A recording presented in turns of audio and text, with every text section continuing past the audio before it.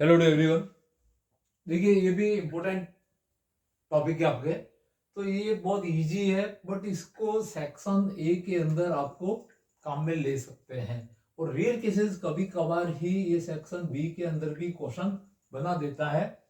But आप मान के चलिए कि ए के अंदर इस पोर्शन में से इस बोर्ड पे जो दिख रहा है उसमें से दो क्वेश्चन आपके पक्के गिरने हैं और थोड़ा सा समझना है। बहुत सिंपल है, जो आप अप्लाई कर चुके हो दूसरे मैक्सिमा मिनिमा में वगैरह, उसी कंसेप्ट या डेरिवेटिव बेस पे ही इनको एक्सप्लेन करना है। आपको छोटे क्वेश्चन रहते हैं।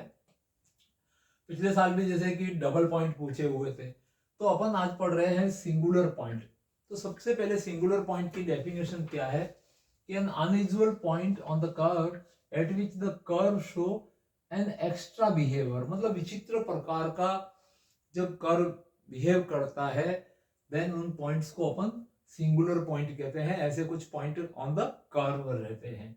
अब सिंगुलर पॉइंट के मैंने यहाँ पे पार्टीशन कर दिए, multiple points and point of inflection या इंफ्लेक्शन पॉइंट आप समझ सकते हो। सबसे पहले इस पे आ जाते हैं। इंफ्लेक्शन पॉइंट क्या रहता है कि अगर एक्सिस के रेस्पेक्ट में एक तरफ तो कॉन्केव है और एक तरफ कॉन्वेक्स है, दैट मींस ऊपर उभरा हुआ है या डाउनवर्ड गया हुआ है, जहां से उसकी डायरेक्शन ही बिल्कुल चेंज हो जाती है। This point are known as inflection point.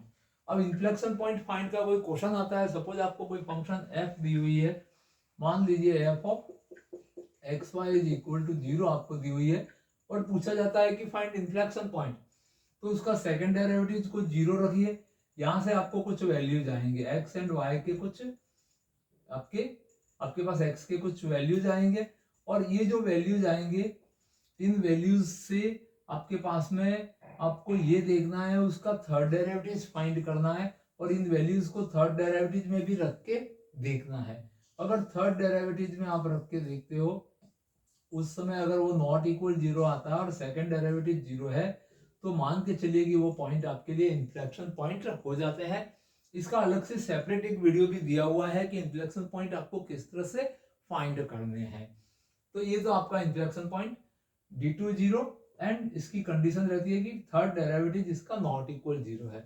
कभी रेयर ऐसा सोचिए कि अगर थर्ड डेरिवेटिव भी 0 आ रहा है तो फिर उस समय यही कंडीशन आगे बढ़ जाती है, उसका इवन डेरिवेटिव मतलब नेक्स्ट कौन सा, फोर्थ डेरिवेटिव 0 होना चाहिए but fifth odd derivative not equal 0। जिस ऑड डेरिवेटिव नॉट इक्वल 0 और इवन इक्वल टू 0 पे सॉल्यूशन रहता है, this point are inflection point भी रहता है।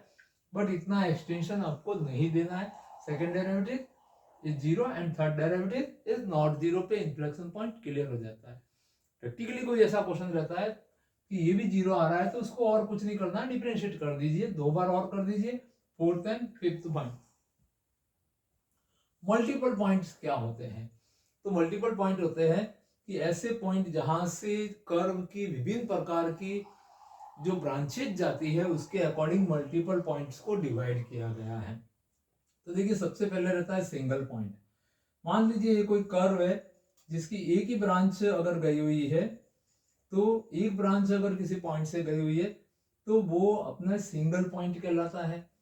फिर आता है डबल पॉइंट, इसकी डेफिनेशन आपको पूछी हुई थी। डबल पॉइंट मतलब एक ही पोजीशन से आपके जो दो ब्रांचें कर्व की होती है, वो दो ब्रांचें अगर कर्व की वहां से पास हो जाती है तो उनको अपन डबल पॉइंट कहते हैं।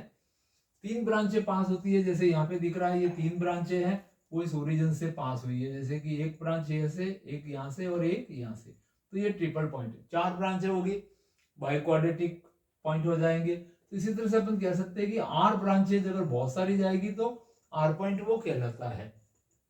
अब आते हैं वापस डबल पॉइंट के ऊपर। तो डबल पॉइंट को थोड़ा ध्यान से देखिए। डबल पॉइंट के तीन पार्ट है, नोड हो सकता है, कस्प हो सकता है और कॉन्जुगेट पॉइंट भी हो सकता है।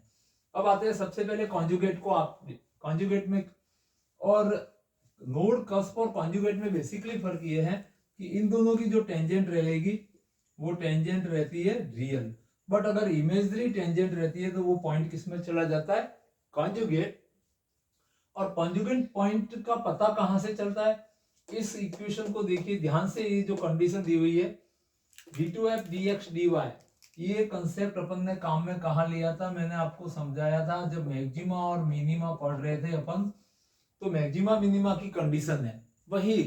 तो आपको अलग से याद नहीं करना है, वैसे भी आप मैक्सिमा मिनिमा तैयार कर चुके हो।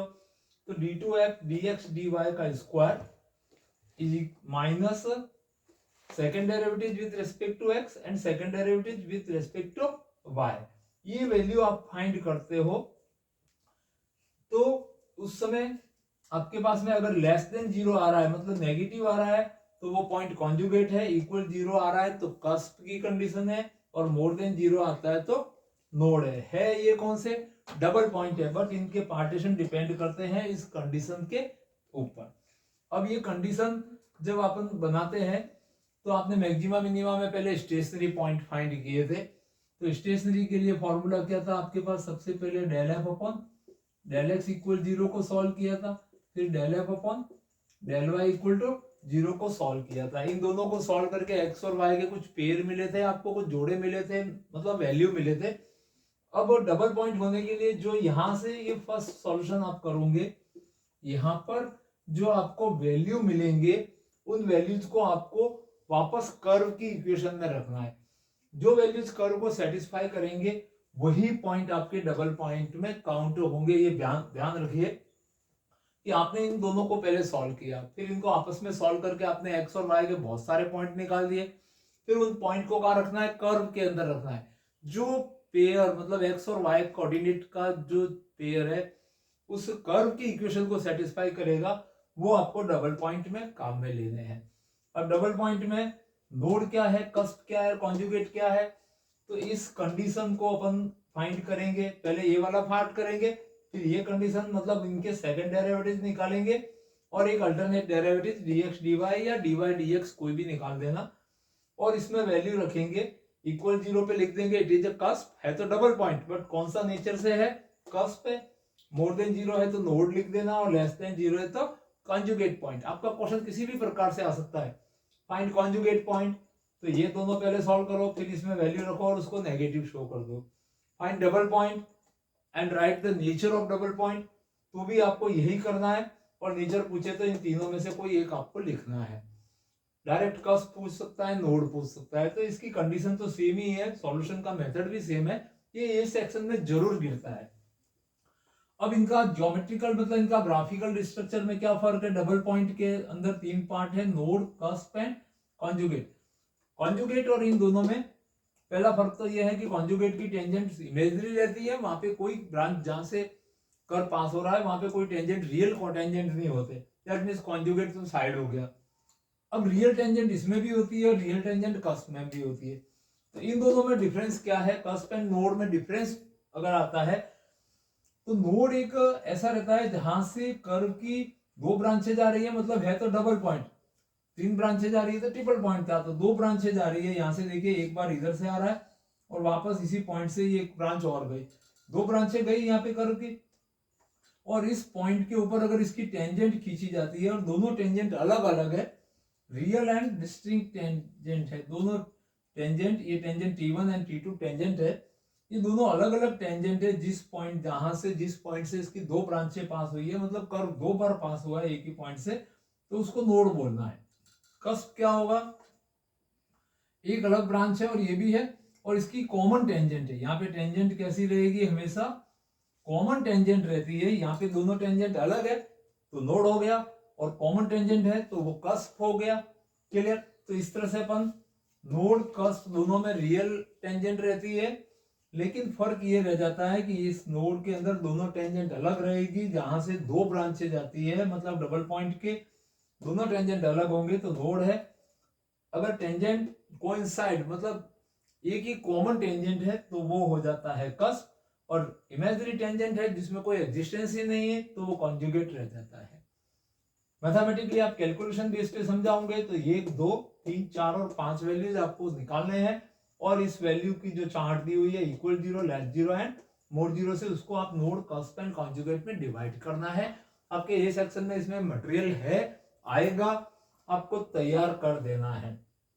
और इसके आगे भी मैंने एक्सटेंशन दिया है कि कस्प भी वापस सिंगल कस्प डबल कस्प होते हैं, फिर इसमें टाइप 1 टाइप 2, तो इतना अपने पास में इतना पोर्शन, यहाँ पे कोई आपके पास कैलकुलेशन बेस नहीं है। कस्प के बारे में पूछे तो आप लिख सकते हो कि single cusp double cusp, but इतना नहीं पूछा जाता है। आपको सिर्फ ये पूछता है कॉन्जुगेट पॉइंट फाइंड करिए, इन्फ्लेक्शन पॉइंट फाइंड करिए, या right the nature of the double point. सिर्फ डबल पॉइंट को लेके आपके क्वेश्चन बनेगा 100%, तो आप डबल पॉइंट को पूरा फोकस कर दीजिए। तो इसमें बेसिक ध्यान रखना है कि नोड और कस्प तो तब बनेंगे जब टेंजेंट है वो रियल होगा, इमेजरी के लिए कॉन्जुगेट होगा। सॉल्यूशन मेथड तीनों डबल पॉइंट तीनों टाइप्स है, तीनों के लिए सेम पैटर्न है, बस इस चार्ट के अकॉर्डिंग आपको चलना है। और डायग्राम है तो आप बना सकते हो। दोनों अलग टेंजेंट खींच लिए, नोड हो गया, एक ही टेंजेंट पे कस्प बता गया, और जिसमें नो टेंजेंट मतलब नॉट रियल टेंजेंट तो कॉन्जुगेट पॉइंट हो जाता है। तो इस तरह से ये मल्टीपल पॉइंट और इन्फ्लेक्शन पॉइंट, दैट मीन्स ये ओवरऑल को सबको अपन सिंगुलर पॉइंट कहते हैं, जहां पे अपने कर्व है वो विचित्र प्रकार का बिहेव करता है, अलग अलग प्रकार से उसका नेचर बताता है। तो सेक्शन ए के अकॉर्डिंग ये जो वीडियो बनाया गया है, अपने सभी फ्रेंड्स को शेयर कर दीजिए, सब्सक्राइब कर दीजिए चैनल को और लाइक कर दीजिए। Thank you watching this video.